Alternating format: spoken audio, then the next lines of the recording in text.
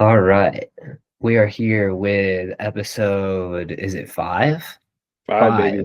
of the Solos podcast. And we're on Google Meets this time because there's something that the internet's doing today and Zoom's being all weird. So, hello. Hello. We're Hello. flexible. We roll with the punches. We do what we need to do to maintain this commitment. And I'm excited about our conversation today. It's gonna be a fun one. I am too, because it's about confrontation and conflict mediation and how to handle that while being considered a leader or in a leadership role. And there's lots of different types of confrontation and conflict.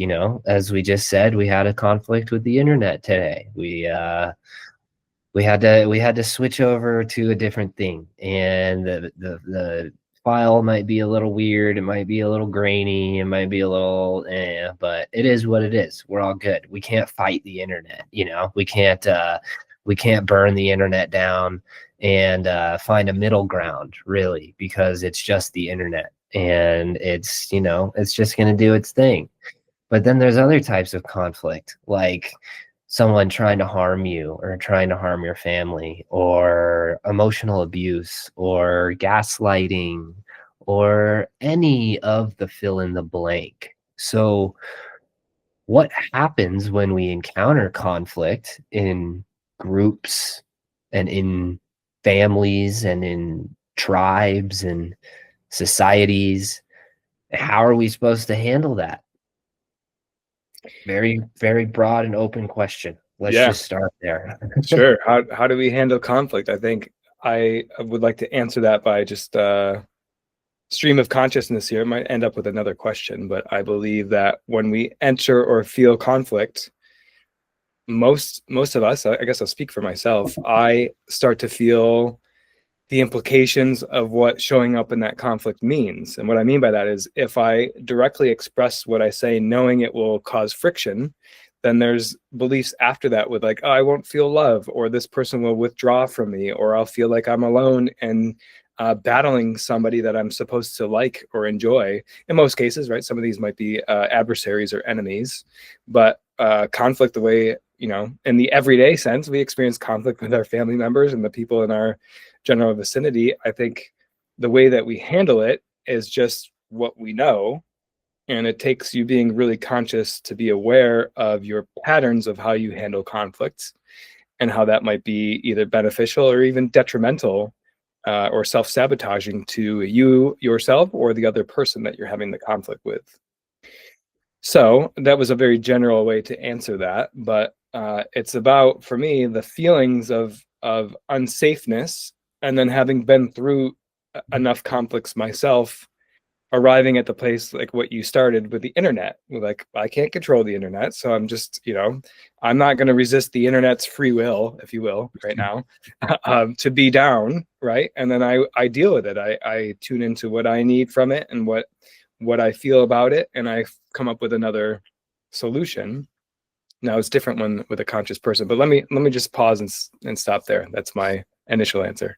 Well, I think what you just finished with what I need from it, that's the thing that is highlighted the most in conflict. It's that there are some needs that aren't being met between something, someone, people, beings, and it's like we tend to go into a space of blaming or kind of projecting conflict before being able to express our needs in a neutral type of way. And obviously this gets nuanced but it also doesn't, because it's like I always hear the um I can't think of the word, like the rowdy warrior, but what about this? It's like you responding in a neutral way with your needs, and it's like, well, but what about this? It's like this thing in my head, like, well, what about if someone's trying to punch you? What about if someone's trying to attack you with a knife? Like, well, you're supposed to be neutral. And so it's like there's these different layers of like how we perceive we need to respond in conflict. But ironically, we're going to overlap those layers. Like if someone feels overly aggressive in a physical conflict to respond, they're most likely going to hold aggression in an emotional conflict with their partner or with their friends. They're going to be that emotional fire that puts more fuel on the flame potentially than gently using the flame or bringing water into the space to kind of cool things down. Yes.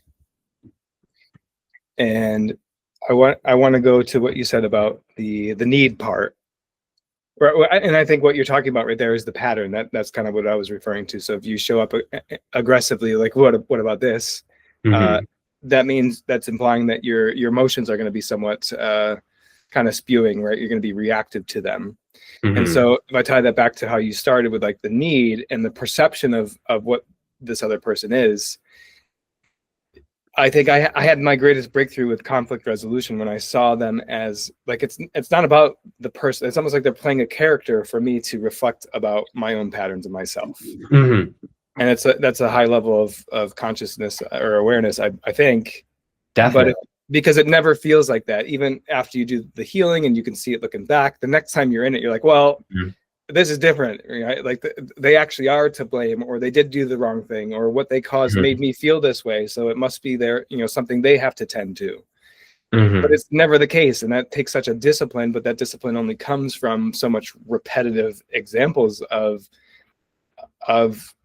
that it's my creation actually that's creating her to do that action.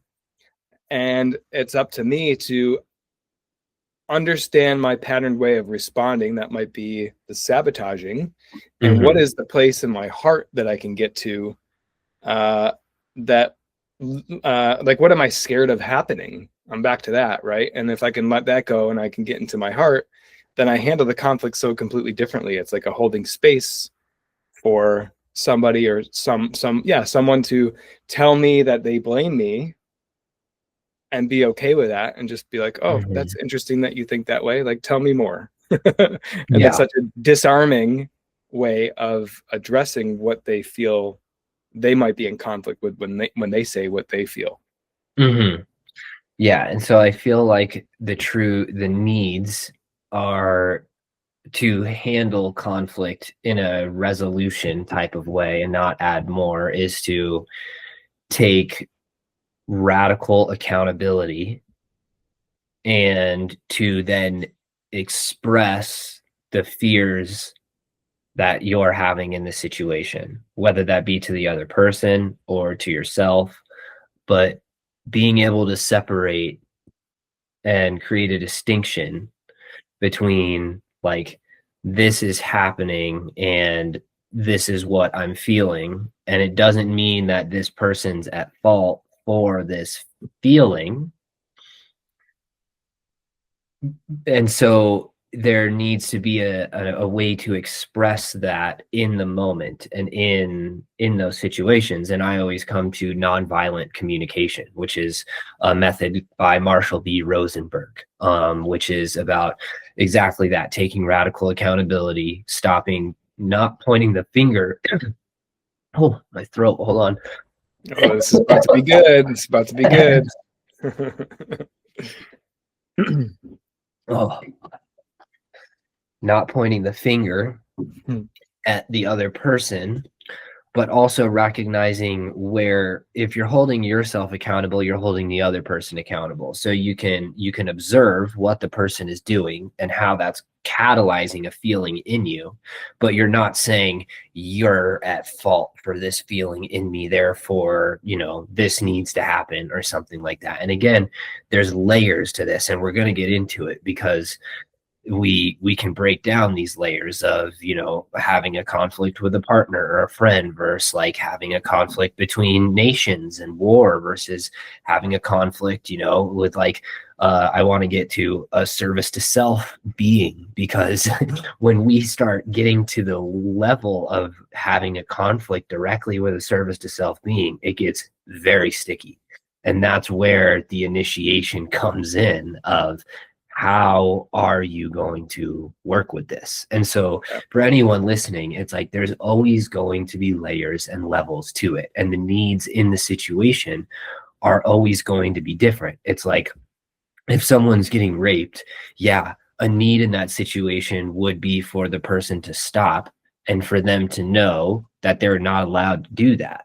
So it's like, this is where the nuance comes in. So that's where it's like we're getting into the space of how are we choosing? What is our choice devoted to? And is our trust that our choice is aligned with integrity when we're in moments of dire need where we might have to act in certain ways? And so I think the basis comes down to knowing what your true needs are in that moment. And if you can engage in a way to bring it down, to mediate it, and to, so it's really, again, that self-accountability of what are my true needs and how do I express those, whether that be through my voice, through my body, through whatever it is. Yep. Yeah. And I think right there is a tough point for people, even if they don't admit it. Sometimes, asking the question, what do you need right now? And that person doesn't know. Mm-hmm. That's the familiarity with ourselves that we're seeking, I think, is to always be in touch with what it is that we need. Mm-hmm. And then also to be okay with thinking that need that I share might actually create more conflict. Yeah. Like, I need this from you. Oh, I don't know if I can give that to you, right? Like, Yeah. there is, you want to get to a place to where you don't necessarily need anything from the other person. You're not coercing them into delivering that for you. And at the same time, there still is the need that you kind of need them to participate in, whether or not they're capable of that at the time. Yes, I think that's the biggest thing, is knowing that you'll have a need, that the need needs to be expressed, but that depending on who you're engaging with and what's happening, that need might not be met. And so it's a detachment from the other person fulfilling the resolution. Like it's an ability to kind of create a difference, an accountability of like, look, we can figure this out together, or I can figure this out myself on my end, and you can stay over there and not engage with me at all. And yeah, go ahead. Yeah, it's a boundary, right? So there is an enforcement level that is required where if my need is not going to be met, I need to be prepared to do something to go get that need met somewhere else, or to meet it myself, right? Or to, and it's not like repercussions or punishment, but it's knowing what I need, and if that can't be delivered and it's just going to make me feel worse, that I need to remove myself from that situation and find a way to get that need met so that I can come back, right? And then meet the other person's needs with what they're going through. This is great. So let's go through a few different examples of like where there could be conflict and like kind of different levels of that tension. So let's just start with a friend. It's like you and we get into a little argument, whatever it is. It's like I triggered you, and you need to address something with me. Like, what is I guess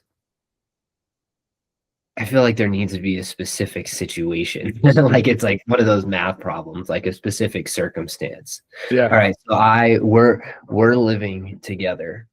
You came out to visit, and we decided that we were going to get our own groceries and have our own food. And I decided one night to come in and to eat a shit ton of your food without asking you. And I didn't say anything, and you wake up the next morning and you're like, oh, what the fuck? Like my food's gone. Like what's going on here? So how would that kind of initiate itself from there? Yeah. So the way I would really do it. Yeah. Yeah, it would be the most funnest way. Well, the most funnest way would be to like emotionally address it and like come to you right away in my high emotion and just like start, just share whatever's there, and it's going to come out as blame. Like, you did this, how could you, right? I think my way that I would do it though is just reflect and feel, like, and observe, oh, I'm kind of angry. Oh, that's interesting. Or, oh, I kind of feel betrayed. Like, he didn't, he should have said something. And what that does for me is process what I need to get to the place of authenticity that I need to share with you. And it becomes, hey, you shouldn't have done this, or like, how dare you, but like, I'm feeling this because this happened. Mm-hmm. That's where I'm at. I haven't always been to that place, but that is like where I am now, with like just honestly sharing the way the action made me feel. That's it. Mm-hmm. Yeah. And so you can get to that place within yourself first, though, right? That's the necessary part, is you can say, okay, I feel this way because this happened. And so let's just go there first. And that's kind of the first step. Yeah. Yep. Because that feels the most honest to me. It's just, it's authentic. It's truth. Like, Mm-hmm. this, I'm feeling this way. Mm-hmm. And I want you to know about it. Mm-hmm. And I'm thinking through this now, that there's also a level of trust that what I need to resolve about this, there's also a lesson in it for you from the equal and opposite perspective that I might not be able to see. I probably Mm-hmm. can't see it. Yeah. Yeah. So what if I'm like, well, I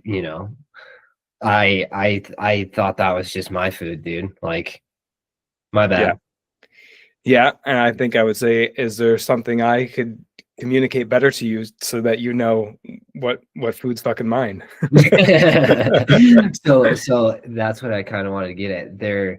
Sometimes there has to be emotion involved in it too, because we are not drones. We're not like, okay, I feel this way and he did this, so let me go explain. Like, it's like, no, there is going to be some sort of emotion there. Most likely it's conflict. And so it's like, how do we kind of allow that to come out without it being the thing that tries to like force feed the situation? Yep, definitely. Yeah. And I think what it ultimately comes down to, I might be skipping ahead here, but it's coming down to the intention that's behind all of what's creating the conflict. So you could say something like, I was hungry and I felt like I was going to starve if I didn't have that food, or it was a pleasure, a great pleasure for me, and I had a long day and I deserve that. Something like that, right? But to understand the reasons behind the action removes me from automatically assuming that you did this as an attack on me, or that you overstepped the boundary, that there's something there. Yes, I like that. That's a very, very good indication, because there's a difference in someone just like kind of not thinking and just like, oh, I'm hungry. He has food. Like, I would take great pleasure in this. I'm going to eat this delicious food. And someone saying, that's his food. I want to piss him the fuck off. I really, really want to mess with him, and I want him to feel angry. I want him to feel, so I'm going to go eat his food. Yeah. And then when he asks me about it, I'm going to lie. I'm going to go, oh yeah, sorry. My bad, dude. Like, I got confused. I thought it was my food. Like, sorry about that. So then the thing keeps happening, right? It's like we're roommates and it happens again. And you're like, okay, so what happens the second time? Yeah, I think I say, we still have a problem here, and I'm not happy with the way it was resolved the first time, and there needs to be some other, we need to come to an agreement on this, or I'm going to take other measures to secure my food so that this doesn't happen again, because I'm not cool with it. And it's almost like like I'll have a safe, or like I'll write my name on these things so it's so clear to you. So it's like escalation points of establishing my boundaries and what I need, and still giving you the free will to show up. Like, it could keep happening after that, right? Yeah. So you get a fridge, you get a mini fridge, you put it in your room, you got it in your room, you come home from work one day, you go into the fridge, and there's food gone. And you're like, this motherfucker came into my room and ate this food out of my fridge. What's gonna happen then? Yeah, so this is the third escalation at this point. Yeah, I think I almost want you to know how angry I am, so I might throw the fridge down before I come talk to you. and like show up in that emotion. So I'm more embodied in, there's less of a, you know, we talked off camera, like a mixture, like a little bit of anger, sadness, betrayal. Like at this point, anger is like 90% of the thing that I'm feeling. So I'm showing up with that anger, and I show up so that you can feel how this is upsetting me so much. Yes. Another escalation point, like how are you going to handle the way that this has escalated for me? Yes. Yes. I love it.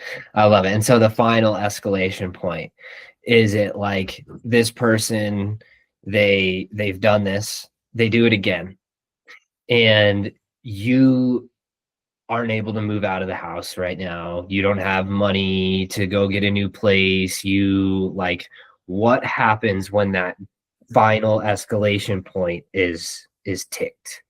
Yeah.